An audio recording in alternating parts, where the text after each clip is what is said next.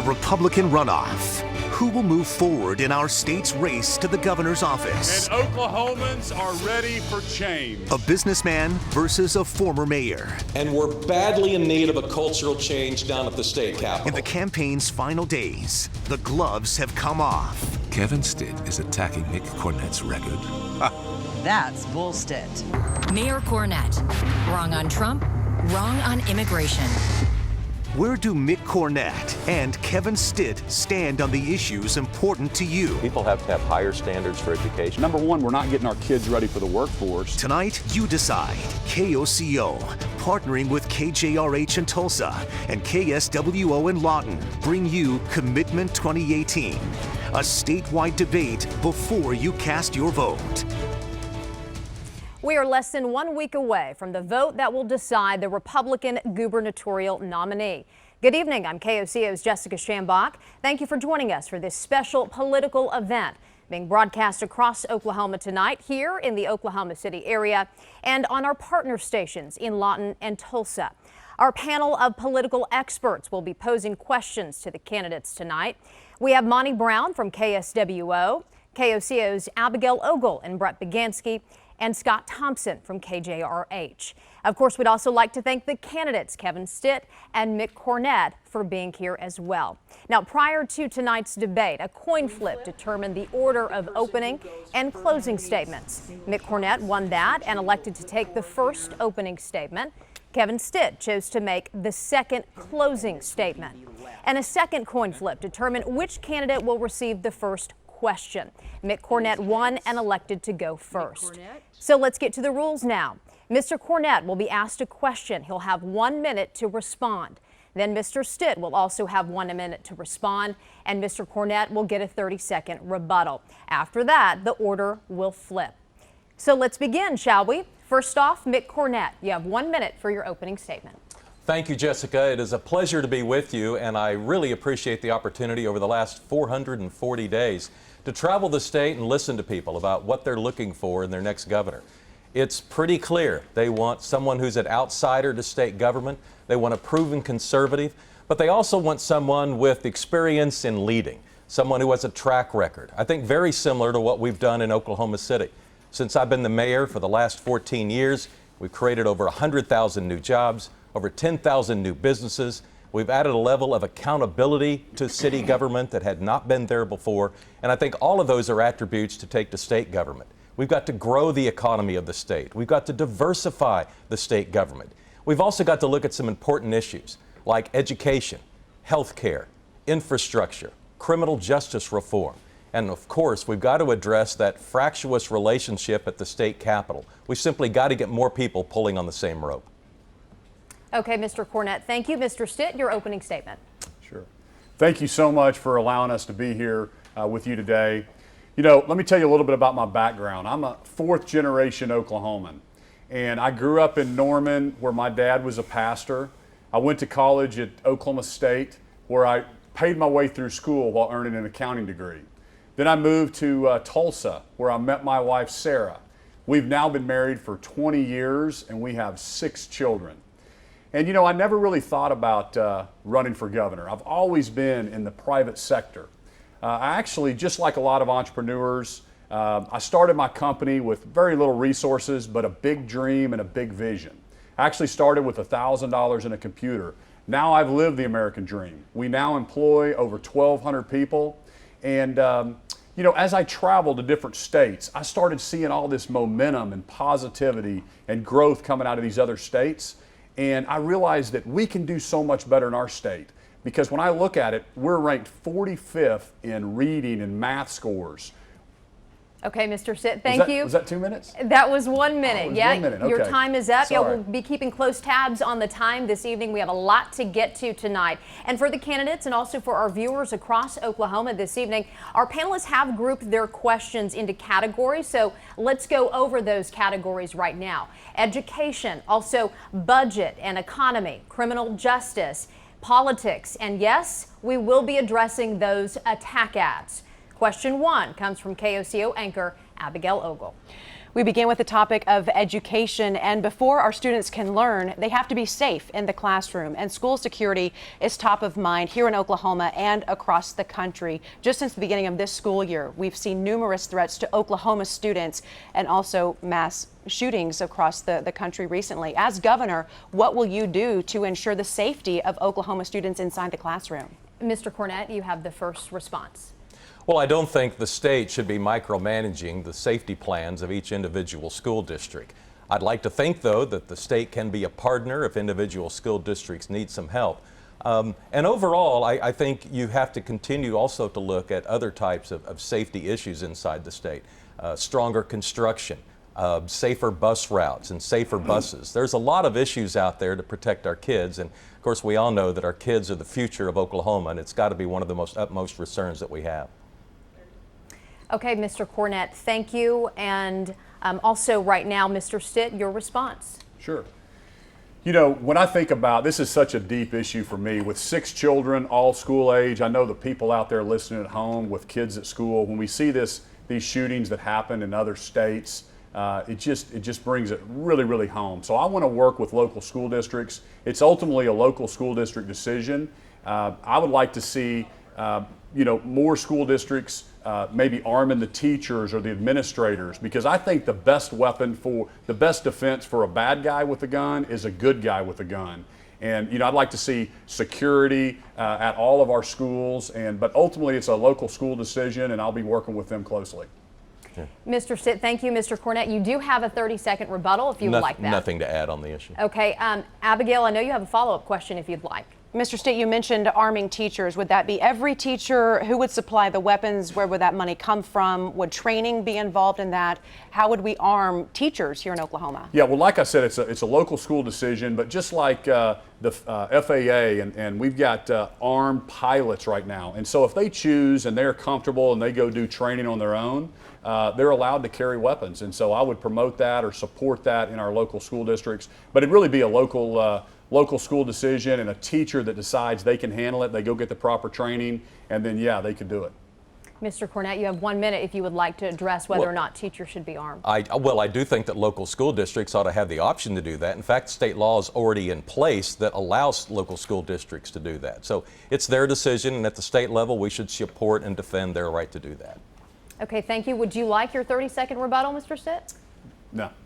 Okay, well, let's move on to our next question. Let's go over to our panelists now, and Monty Brown with KSWO. Gentlemen, when looking at ways to improve education funding in Oklahoma, do you consider forced consolidation of school districts or district administrations, and what do you factor your decision on? Mr. Cornett? Well, I am not for forced consolidation of schools. Oklahoma is just not emotionally ready for it. No question, there's a lot of school districts out there. And I think if there are school districts out there that would like to consolidate, the state ought to encourage it and be a part of that solution. Nothing wrong with that. But the idea of forcing local school districts to consolidate just doesn't appeal to many districts around the state. And I think we have to get honest about it. What's politically viable out there? I think that local school districts going forward will probably be looking for efficiencies, and I'd like to think long term we can have fewer school districts. But as far as forced consolidation, no, I'm not a fan. Okay, Mr. Stitt? Sure.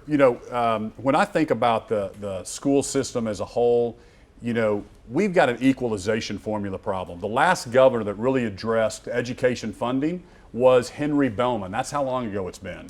So everybody knows we've got way too many administrators in our state, but it's ultimately a local county and a local school district decision. But I've got a plan to tweak the funding formula, so therefore we start encouraging local counties, local school districts to do more, to pay their teachers more, to invest in technology. Folks, I look at every other state, and there's 49 other examples of how they're funding their education, how they're paying their teachers more. From the very beginning of this campaign, I said we have to pay teachers what market is, competitive wages, and I'm committed as governor to make sure that our teachers are paid competitively. Okay, thank you. And Mr. Cornett, you do have a rebuttal. I remember visiting with one school district, a medium-sized city across the state, and they told me they were building a $40 million high school. And having some experience of oversight of building schools in Oklahoma City, I knew that's a lot of money for a high school. So I asked them, why so much? Why so large of a school? And they answered, well, we're hoping that once we build that school, that some of the other smaller cities around our community might want to come and consolidate into our school district. I thought it was an interesting strategy, but it continues to show that we have a lot of local school boards out there that are thinking creatively. Okay, thank you, gentlemen. Let's continue on the topic of education now, and we'll go to KOCO's Brett Bagansky. There's some out there who think that superintendents make too much money, and that money would be better suited for the classroom or even teacher pay raises. Do you support lawmakers having more control over superintendent salaries? Mr. Stitt? You know, I don't, because really it is a school board decision. So the problem with the way the funding formula works today, our legislature actually sets the minimum salaries for teachers. Well, that minimum salary was already higher than a lot of the states around us, even before this last teacher pay raise. So that's not the solution. We have to get more of those dollars into the classroom. We've got to give more control to the local counties. That's how you're going to get more efficient. That's how you're actually going to invest in technology. But I don't want to set, I don't want to pass laws and more laws in Oklahoma City that make it difficult for people in Lawton or people in Ada or people in Altus to take care of their kids. That's a wrong approach. I don't expect Washington, D.C. to know more about educating our kids, and I certainly don't think Oklahoma City should be determining how we do that in our local school districts. Yeah. Okay, you have 1 minute. Well, local school districts should determine the salaries of the superintendents. I agree some of them seem excessive, but I do not want the state of Oklahoma starting to determine for local school boards how much they can pay the superintendents in their area. Their commitment to education ought to rely on their shoulders. Would you like your rebuttal? You know, the only thing else I would say is in a state administration, education is going to be at a priority. We have got to be top 10 in education. So that's my plan. And then, you know, being 45th is not acceptable. But education to me is more than just Common Ed. It's also career techs and it's higher ed, and getting those to work together. Because right now everything is so siloed. We really have to have a focus on getting our kids ready for the workforce for the future. Okay, thank you. Let's go back to Abigail. You know, many viewers reached out to us about that growing divide between rich school districts and those that are more poor school districts. What can the next governor do to ensure and guarantee a quality education for Oklahoma students regardless of their socioeconomic status? Well, I think what parents are doing now is choosing to live in school districts where they have a better education. I mean, in the city of Oklahoma City, we have 24 school districts that serve kids that live inside the city limits. And as a result, you see population growth in the areas where people deem that there's a better educational opportunity. And that's putting the parents in charge. It's empowering parents. I also think you have a lot of school choice options with charter schools, especially in the urban areas. Again, you're empowering parents. I think the system we have isn't perfect. I certainly think we need to work on the funding formula, but I think that the least of our problems is the problem you're addressing. The real problem is we don't let our teachers teach. We put too many restrictions on them. We try to make too many decisions for our schools from Oklahoma City and the state capitol. We need to be letting our teachers in the classroom make a lot more decisions on what the kids are learning and how they teach it. Mr. Stitt? You know, I don't really understand the question, because we have this equalization formula that no district is being left behind. We really do make sure that it's equal. So other states call it a Robin Hood law, but I'm not concerned at all. We are definitely making sure that our kids are, that it's equal across the different states. We need to tweak that a little bit to create more incentives. But you know what? We've got to also invest in technology and look at what other things are doing, what jobs are coming into our future. I was in Hollis, Oklahoma, which is in the very tip of southwest Oklahoma. And I was over there, and there wasn't one AP class for that high school kid in Hollis. Well, here's my problem. You know, we're not the only state with a rural school. So what do other states do? They take their top AP teacher from some of the other schools, and they pipe that technology into that kid at Hollis. So we have to think outside the box. We can't keep doing the same things that might have worked a decade ago and expect different results today. You have 30 seconds if you'd like it. Well, the school districts and the funding is not equal. You see some school districts with incredible facilities, incredible athletic facilities, and things like band rooms and STEM rooms. Some schools have much better facilities than other STEM rooms, so there is an issue. But at the end of the day, parents are going to be making decisions about what's in the best interest of their kid. And I like that part of it. I think we've got to empower teachers. But the idea that every school building has the same sort of amenities is just plain not true. There's a big disparity out there from one school to the other. Okay, we have one more education question, and we want to bring in KJRH's Scott Thompson now. Gentlemen, when was the last time you visited an inner city public school, and what were your observations when you did? Okay, so Mr. Stitt. Sure.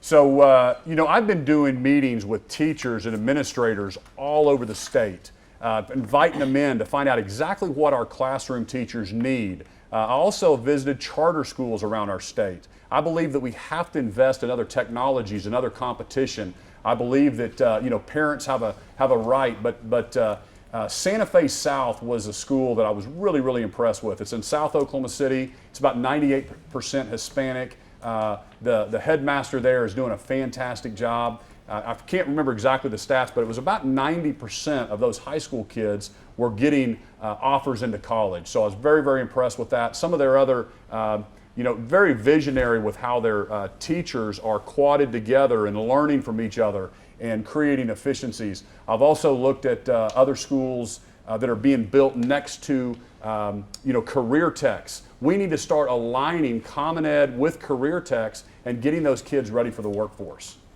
Mr. Cornett? Well, I visited a lot of inner city schools, of course, through my years as mayor and here on the campaign trail. I'll dispel one rumor that's out there. You hear people say that we're teaching the same way we did 100 years ago, with the teacher standing at the front of the class and kids sitting out in chairs. That's not been my experience. What I'm seeing is teachers and teachers' assistants doing a lot of really creative things to try and get kids more interested in learning and trying to touch each kid on an individual basis.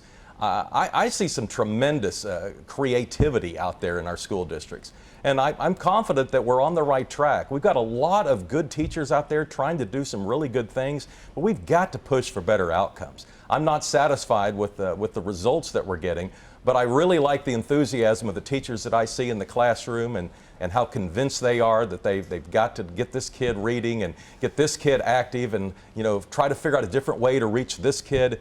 The idea that we can reach every kid the same way is just not true. And the teachers that I've seen are really good at figuring out a way to reach each kid individually. Okay. All right. Would you like your 30-second rebuttal? Sure.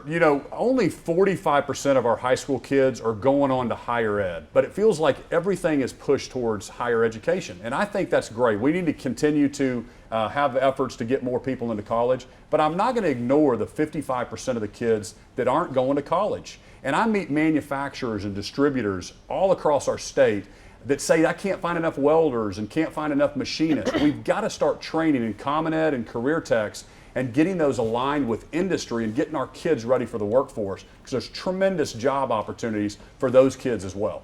Okay, thank you. Our next topic, top of mind for so many Oklahomans, and that, of course, is the economy and stabilizing our budget. Let's start off this segment with Abby.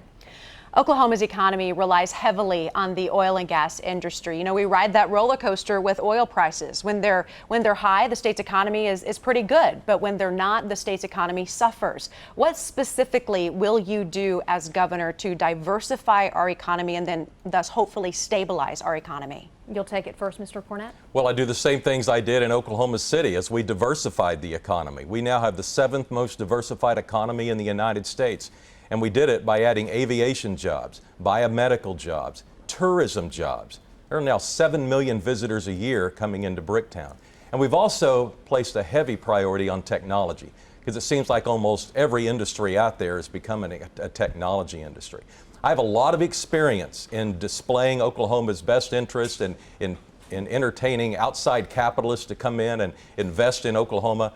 I mentioned earlier the 100,000 new jobs, the 10,000 new businesses since I was elected mayor. And as the governor of the state of Oklahoma, I think I know how to create jobs and how to continue to diversify the economy and how to grow it. And all of those things are important, Abigail. If we're going to have the money for all the things we want to do, we've got to grow and diversify the economy. So your question is right on. And your response? Sure. When I think about growing the state economy, I think about, what are our strategic advantages in Oklahoma? Any business wants to know, how are we better than the competition? Let me tell you how Oklahoma is better than the competition. We have the best location of any state in the entire country. We've got all the land, the natural resources, the utility prices. We should be number one in manufacturing. We should be number one in distribution. We should be number one in aerospace.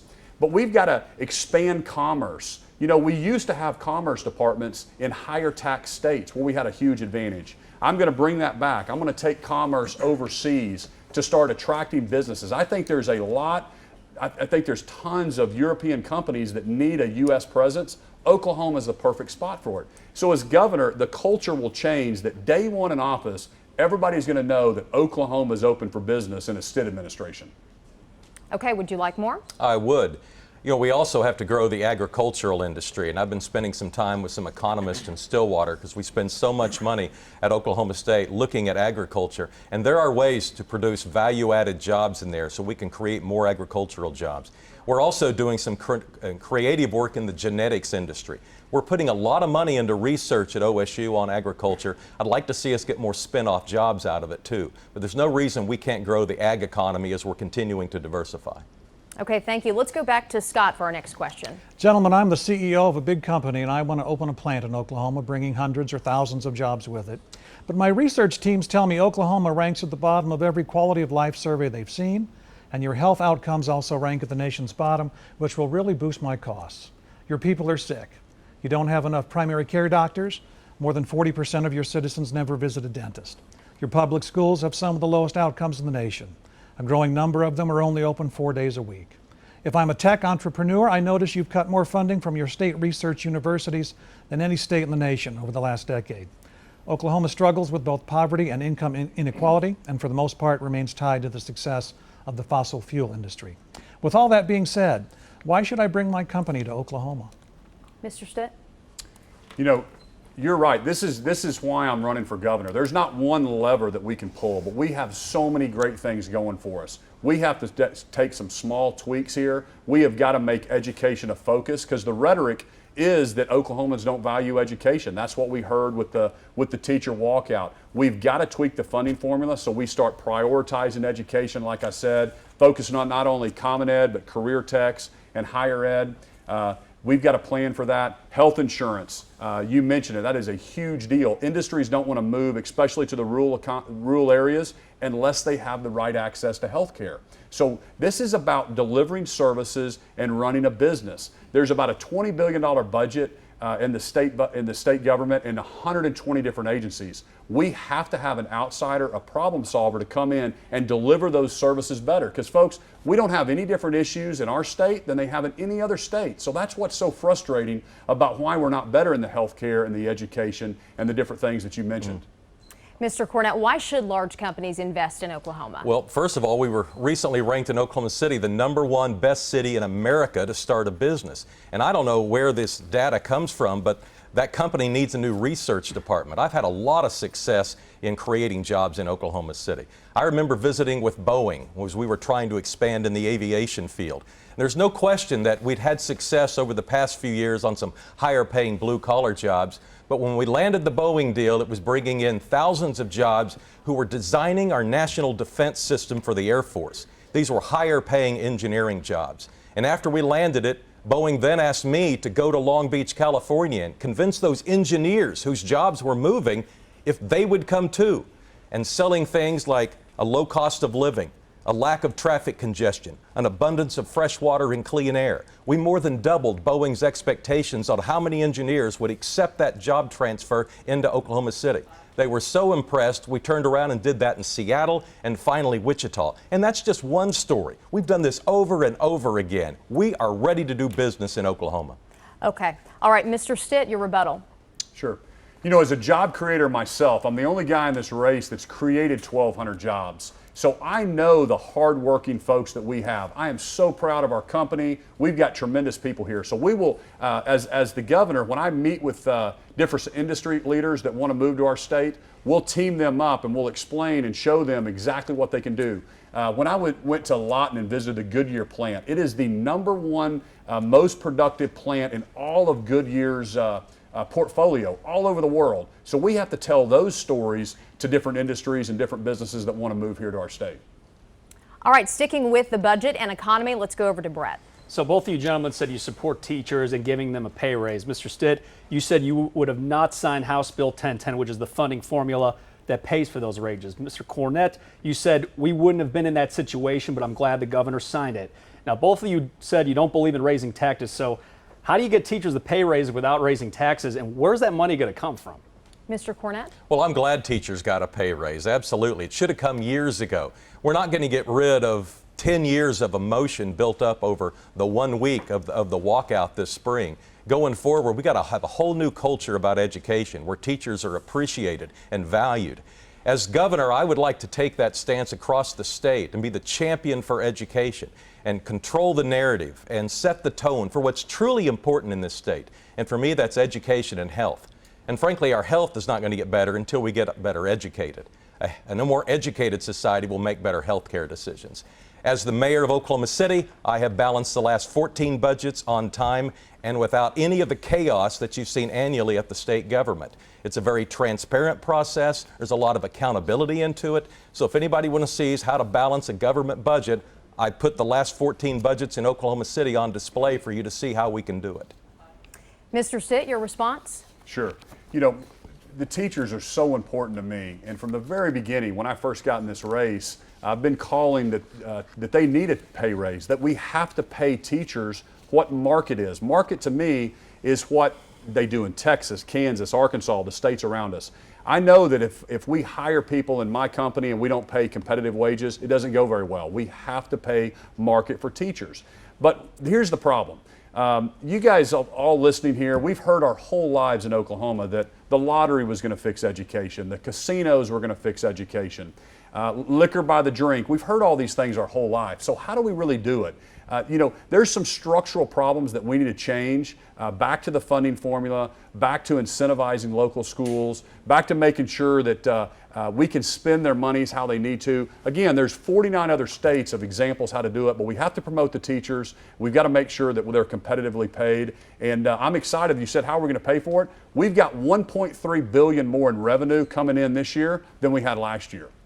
Okay, your rebuttal. Well, we've got to grow and diversify the economy if we want to have the money we have. But here should be the goal. We should have teachers from other states wanting to move to Oklahoma because of the benefit packages and because of the salaries. Education has to become a priority. It's a cultural shortcoming here. For too many years, we've had too many people that were unhealthy, too many people that were undereducated. It's time we had a governor who got out and was the champion for education and started addressing these cultural shortcomings that have been holding the state back for decades. Okay, thank you, gentlemen. Now, the Republican runoff between Mick Cornett and Kevin Stitt continues. Only one will be on the November ballot. Coming up, we address the attack ads that you've seen on TV.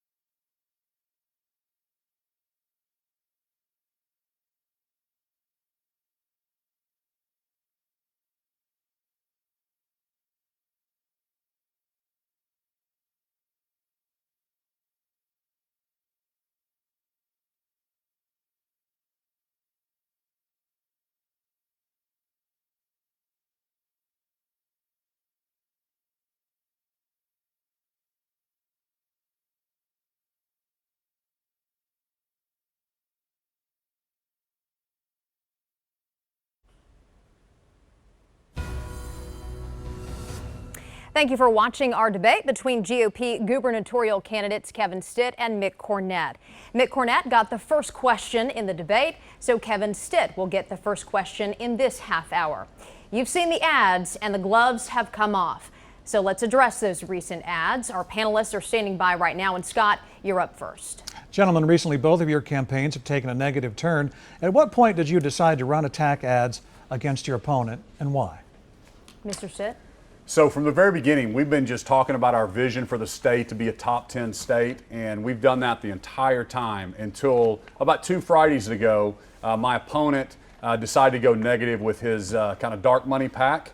And so when that happened, I held a press conference asking him to make sure that he kept it clean, and he then came out with some more attacks. And so, but our stuff is about policy. And I think there's a big difference, and I'm trying to make sure that there's a big difference in our campaign that, and that's kind of what we're talking about here. And I think it's important that Oklahomans know the difference between me and my opponent. Mr. Cornett? Well, I have a much different version of what happened. If you'll recall, we had a positive campaign back in June. Almost all the candidates ran positive campaigns, and we won by 22,000 votes. So I guess it's very explainable when the Stitt campaign looked and said, well, we can't win by going positive, we're going to have to go negative. And then in July, at a campaign stop in Weatherford, he stops and tells a small group that, yeah, Oklahoma City's done well, but Mayor Cornett really didn't have anything to do with it.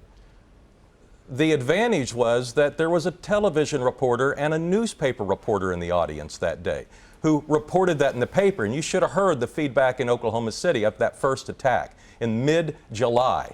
Now, going forward, we tried to stay positive as long as we could. Mr. Stitt launched a negative campaign and then called a press conference asking us to keep it positive. We knew at that point, since we had already won a positive campaign against him in June, he was going to come after us hard, and we suspected it would be pretty brutal. And, you know, it's not anything any of us like to have to go through. Okay, your time is up, Mr. Cornett. Thank you, Mr. Stitt. Your rebuttal? Yeah, again, typical politician kind of twisting the facts. Like I said before, he went up on television attacking our company and attacking our employees, which I'm so proud of our employees. They do a fantastic job. Once he did that, then yes, we're definitely going to make sure that Oklahomans know the difference between my policies and the mayor's policies. Okay, thank you. Monty, let's go to you for the next question. Sure. We repeatedly tell our children not to resort to name calling, negativity, or bullying. What kind of message do you think these negative attack ads send to the children of Oklahoma? Mr. Cornett? Well, obviously that politics is a hands-on, brutal sport, but I think the children should put themselves in my position when my record, 40 years in the public eye, was brutally attacked and miscommunicated. My record as a conservative, challenged and distorted. You know, you have to defend yourself. And, you know, I think in political terms, if somebody comes after you, you better hit them back twice as hard. We defended ourselves vigorously and continue to today. Mr. Stitt, what message do attack ads send to our children? Yeah, pretty bad one when they use profanity to use somebody's name. So that was the one that really caught me off guard. But again, there's a big difference between me using my opponent's own voice on television and him attacking me personally and a company that employs 1,200 Oklahomans, 1,200 people. And there's a big difference between a policy attack and a personal attack. And that's what it's typical. What really happened was he was down 10 points in the polls, and then I guess they just go negative. You do have a 30-second rebuttal. Well, you better have thicker skin than that if you want to be governor. And where was your sensitivity in April when you stood on the stage at the Oklahoman Forum and attacked the governor and her daughter? Would you like to give him part of your time? Would you like to take it? Yeah, I'm not gonna respond to that attack. Again, it's typical politicians trying to twist the truth, trying to say that we started it, and I can't believe we're up here saying this because the Oklahomans are too smart for this. They know a difference between a policy and somebody making fun of somebody's last name. Okay, we're going to stay on this topic of the attack ads, and let's head to Brett Bagansky now. This question is for Mr. Stitt. You accuse Mick Cornett of defending sanctuary cities. Now, we've confirmed with Oklahoma City Police Chief that Oklahoma City complies with immigration and customs enforcement. He said Oklahoma City is not a sanctuary city. So what is your definition of a sanctuary city, and do you believe Oklahoma City is one? Yeah, you know, from the beginning, we never said that Oklahoma City was a sanctuary city. What Mayor Cornett did with the Mayor's Association is they lectured President Trump on sanctuary cities. And they went up and defended sanctuary cities nationally. So that's what we said when he spun that back around saying Oklahoma City. But if you'll look, we don't say anything about Oklahoma City. We say he defended sanctuary cities as in the Mayor's Association nationally. The question was directed to Mr. Stitt, but you do have 1 minute, Mr. Cornett. Well, I've been adamantly against sanctuary cities for the entire time as mayor. I've been fighting for conservative values for 14 years. Where have you been over the last 14 years? You haven't been out on the front lines fighting for conservative principles. This whole thing is just a tragedy that he would take an issue like sanctuary cities and try to use it for some sort of political weapon. No one at the highest level of mayors in Republican circles has been more against sanctuary cities than me. I have over and over again said we've got to defend our borders, we've got to protect our borders. No one knows better than a mayor the results of a failed immigration system and all of the problems that filter down inside your public safety department. There isn't a mayor out there in a conservative circle who would be for sanctuary cities. And the idea that he would say I was actually for sanctuary cities is only an attempt to distort my record and destroy my conservative values. I've worked really, really hard to build my reputation in Oklahoma City as a conservative. And to watch him trash it because he's got a lot of money to spend is very, very painful to me. Okay, time is up. You do have 30 seconds. I'll tell you exactly where I've been. I've been in the private sector, in the real world, creating jobs. I haven't been cashing a government check. I think we need an outsider. I think people are ready for change, Mayor. They're ready for somebody to come in and end politics as usual. We need an outsider. And if we keep electing the political insiders, the political elites, everybody knows nothing's going to change. But that's where I've been. I've been creating jobs and moving our economy forward. Okay, we have a final question on this topic, and we'll go to Abigail for that. Mr. Cornett, explain the ad Bullstit. Well, it's showing that all of these allegations against me just plain aren't true. And ordinary Oklahomans know they're not true. I think most people in Oklahoma City didn't fall for it. I think the idea that I would have all of these incredibly different views that I've used as the mayor of Oklahoma City just sounded so foreign to people that these attack ads he made didn't work. But there are still a lot of people around the state who aren't aware of my conservative record. They're likely to be confused. We had to stand up in the strongest of terms and defend ourselves. Your response to Bullstit? Yeah, I just think the vulgarity, using a cuss word and a play on somebody's last name is just the lowest of lows. But it's just typical. When politicians are down, they go to personal attacks. And it's just typical. But we've heard from all over the state, that's going to backfire. It's going to backfire on them because people don't like those dirty name-calling tricks, and it's ridiculous and shouldn't have happened. Your 30-second rebuttal? Well, when you take a person's record and you lie about it, and a person has spent 40 years in the public eye, and you take on and you try to tear down his good name, look, that is no fun, and it's not right. And I think the citizens of Oklahoma deserve better. That type of ad had no right to try and destroy my conservative record. I've been the most conservative big city mayor in the country, and that's been acknowledged in city after city around the country, from Republican mayors across the country. And for him to come in and to try and convince people otherwise, it's just not right. Your time is up, sir. Thank you for that. We want to move on to our next category this evening. We have a lot to get to, and our next topic is criminal justice. We'll begin with Brett. State questions 780 and 781 are now law here in Oklahoma, and some drug offenses may have resulted in felonies and lengthy prison sentences. But today, some are considered misdemeanors, and the Oklahoma Department of Corrections is at 113% capacity. Do you support commuting the sentences of some Oklahoma prisoners who wouldn't be in the system today if they committed those same crimes? Mr. Stitt?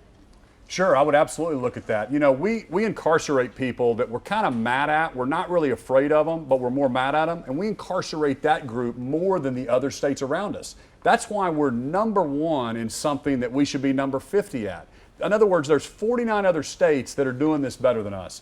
We need to catch these nonviolent drug offenders earlier and get them into rehab. And there's all kinds of drug court and nonprofits, and we've got to get them help before just lengthy sentences. So sure, I would look at that as rules have changed and try to get those folks back out of the system. But you have to look at the crimes they've committed. Violent criminals, we have got to be tough on crime. I will be tough on crime in our state. I support our first responders, our district attorneys. But the other thing that I'm going to address is fines, fees, and court costs. It's totally gotten away from us in our state, and we use that more than other states around us. And then it becomes a death spiral for poor people. I've got to change that as governor. And if we keep electing the same people, folks, nothing's going to change.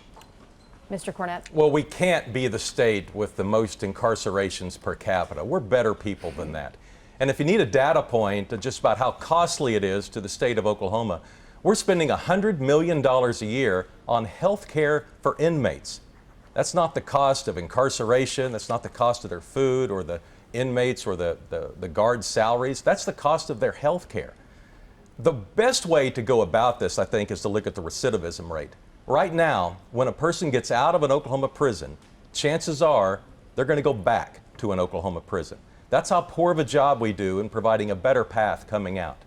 And I know there's a lot of people out there working on reentry programs, and there's a lot of success programs. I'm just saying we got to multiply those. So yes, 780 and 781 might be a good first step. But from a leadership standpoint, when I see support on the left and the right side of the aisle, to me, from a leadership standpoint, that's the green light to make some serious headway. I intend to make criminal justice reform one of my marquee issues if elected governor. Mr. Stitt, your rebuttal? Sure. You know, fairness in sentencing is also something that I'm really passionate about. I see some counties that are sentencing people to 45 years. The exact same crime might get, or drug offense might get 5 years in another county. We've got to get a fairer sentencing for that. And like I said, really, I want to champion with all the nonprofits and the women in recovery and all the folks that are on top of this issue. And we've got to come up with better outcomes instead of lengthy incarceration. Because I want to get those folks back taking care of their kids. That'll solve the foster care number. Get them back into the workforce, paying taxes. Get them back into work. And I talked to a lady yesterday. That's my time. Thank you. Time is up. Yes, thank you. Abigail, your next question. How do you plan to tackle mental health reform as it relates to the prison overcrowding crisis we're seeing in our state? Mr. Cornett. Well, it's fundamental. You know, if we're really going to get serious about criminal justice reform, we got to be smarter about how we incarcerate people and who we're incarcerating. We're going to need more programming up front. We're going to need more dollars for mental health professionals to be inside of our prisons. There's no easy answer to all of this, but one thing we know, what we're doing now isn't working. And certainly mental health reform is one of the best aspects of it, but it includes all kinds of help otherwise, Abigail, because it also it involves the reentry programs on the other side of that. You know, we're a better state than our criminal justice system reflects. We can get this solved. But we're going to have to all come together and start working on real solutions and be smarter about who we lock up and how we lock up, and not just lock somebody up because we're mad at them, but only lock up those we're truly afraid of, and then try to figure out how we can help people who really need help.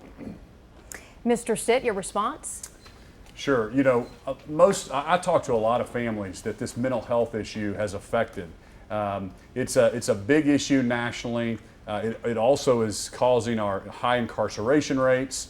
You go back to education. There's not just one lever that I look at.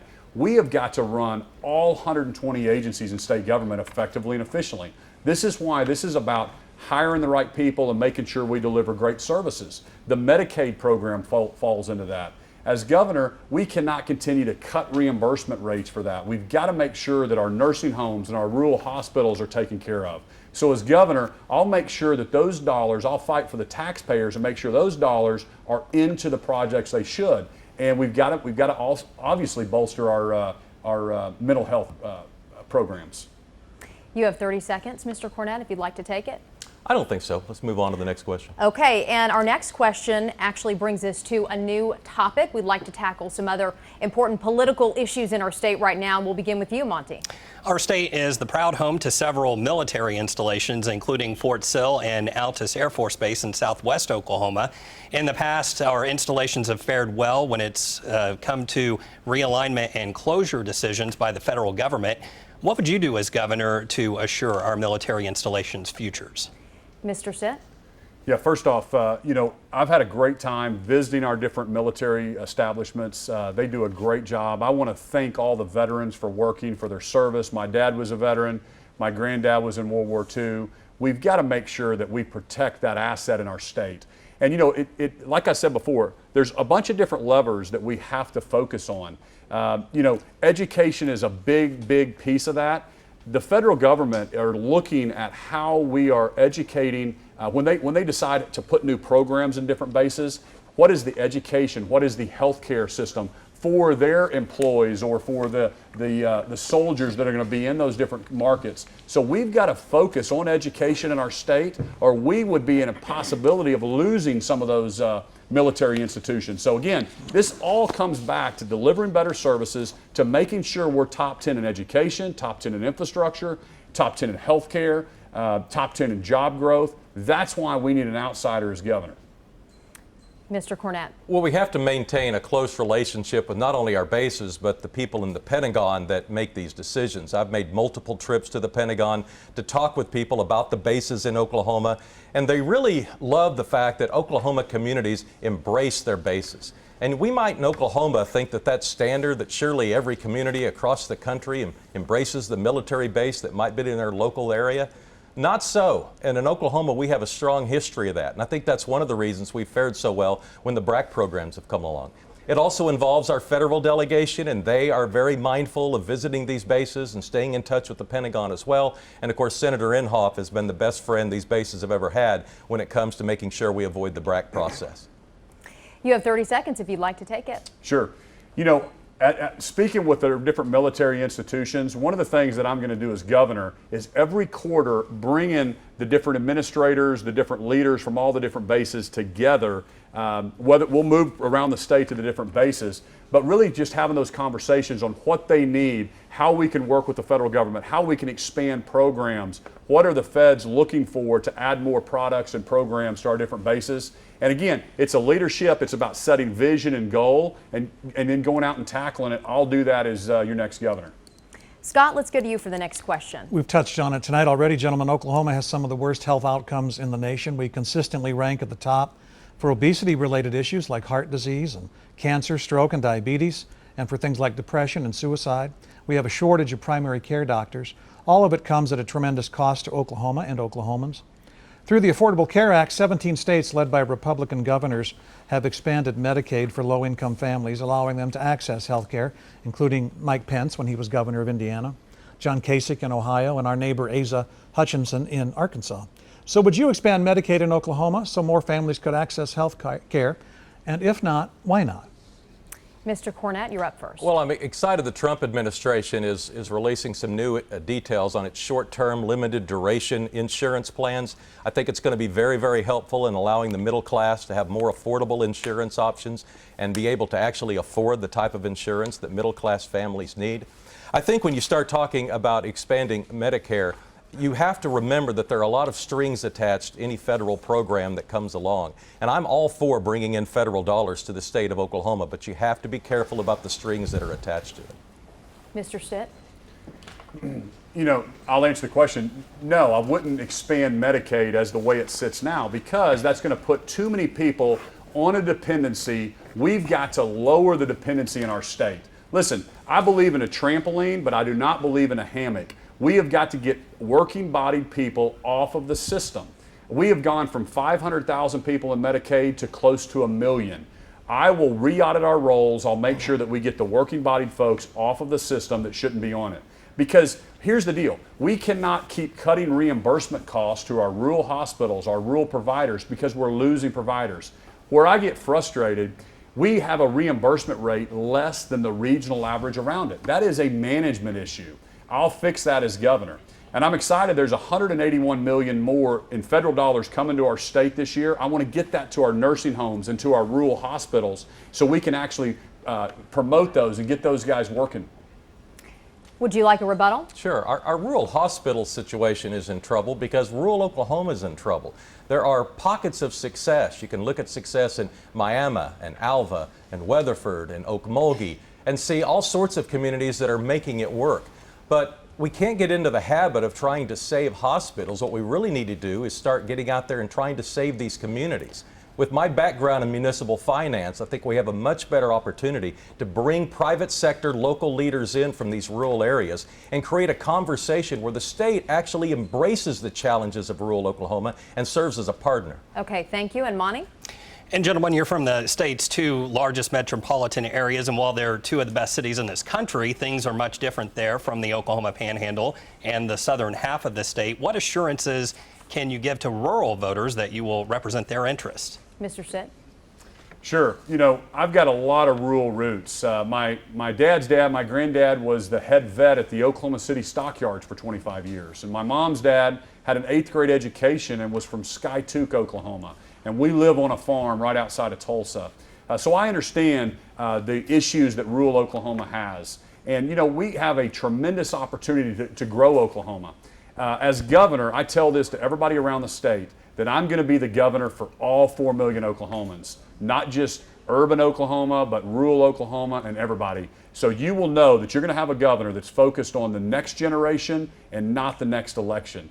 Because, you know, the rural economy, the agriculture industry, we are so fortunate to have that industry in our state. We need to make sure we have the right infrastructure so they can get their products to market. We need to help them expand with value-added manufacturing.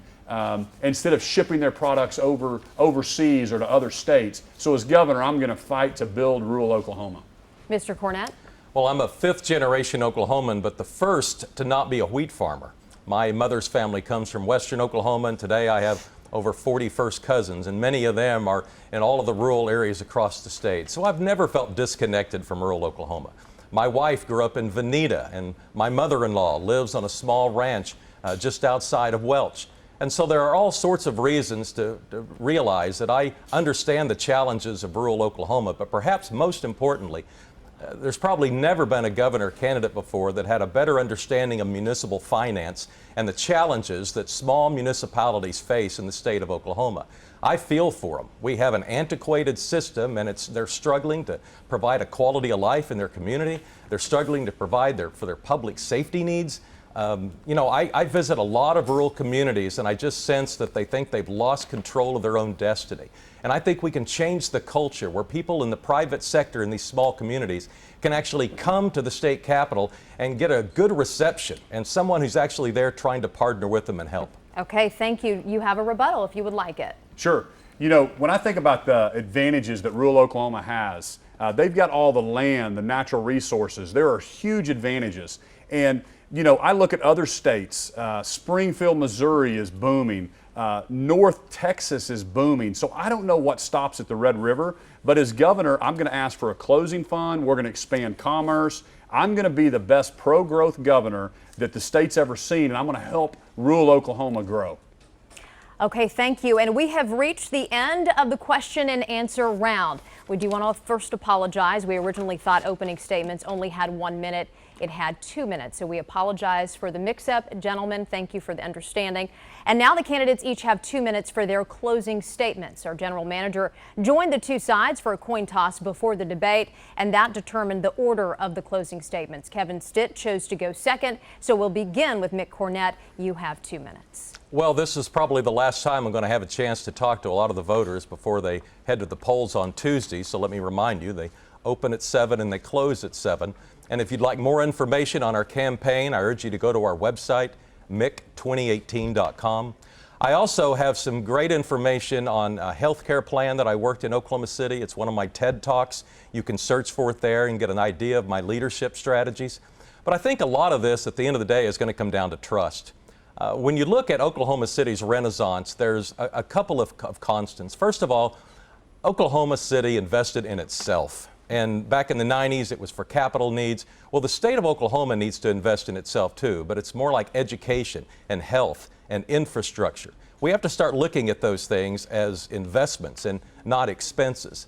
And I think going forward, that trust continues because in Oklahoma City, we've had a series of mayors who have done what they said they were going to do year after year after year. And that level of trust is not consistent when you start looking at state government. It's so important for the voters to have trust in their local officials or at the state level. We've got to start working on our bond rating at the state level. We can't get into a situation where we keep getting downgraded year after year. And that level of trust is also working to extend itself to New York, to the rating agencies. And how are they viewing Oklahoma? What confidence do they have in Oklahoma? They need a level of confidence. And I think trust is going to be the big question on Tuesday. I have a track record as a proven conservative. I'm an outsider to state government. I think many of you have seen the successes in Oklahoma City despite the dysfunctions at the state level. You know we can do these types of things statewide, into every corner of Oklahoma. I'm asking you to give me that chance next Tuesday. I want to be the next governor, and I'm asking for your vote. Mr. Cornett, thank you. Mr. Stitt, now your closing statement. Sure. You know, I want to talk directly to the undecided voters tonight. You know, I've traveled to all 77 counties, and people tell me that they're tired of coming in last place. And I know you are too. We've got such a great state. We've got all the bones, the infrastructure, everything we need to be a top 10 state. That's my vision, and I think the next governor needs to have a vision and needs to have a plan, needs to hire the right people, needs to get the legislature all moving in the right direction. And my vision's really simple. It's to be top 10 in growth, top 10 in education, and top 10 in infrastructure. So I want you to know when I get there, I'm going to shine a light on the dirtiness of politics. I'm going to end politics as usual. You're not going to have a governor that's beholden to special interest and big industries. You're going to have a governor that's fighting for you. And I'm going to take advantage of what's happening nationally with the Trump tax cuts. There's a move right now to bring manufacturing back to the U.S. and to repatriate dollars. And I want you to know that I'm going to go after that with everything I can to help grow Oklahoma, because we've got a great opportunity over the next 10 years to grow this state. And then I'm going to fix and restructure the accountability in state government. You know, there is nobody running state government. If you guys could see what I see when I see what's happening inside the state government, we spend $20 billion, but nobody's accountable. There is no transparency. Folks, I'm going to ask for the authority to hire and fire those agency heads. Not to be a bad guy, but to actually create the type of accountability and structure that we're all used to in the private sector. And until we do that, they always borrow money from this area and spend it here and take from the road and bridge fund and spend it over here. That's why running state government's more like running a business. So I'm asking for your vote next Tuesday. If you want to see change, if you want to see an outsider, because we need somebody outside of the political world to come in and change things. So I'd love to have your vote on Tuesday. Vote Kevin Stitt. Thank you. Kevin Stitt, thank you. Mick Cornett, thank you as well. I'd also like to thank our panel for your well thought out questions this evening. Oklahoma's primary runoff election is Tuesday, August 28th. The polls are open from 7 to 7. And the winner of the governor's GOP race will face off against Democrat Drew Edmondson and a Libertarian candidate in November. I'm Jessica Shambach. From all of us here, thanks for watching this debate.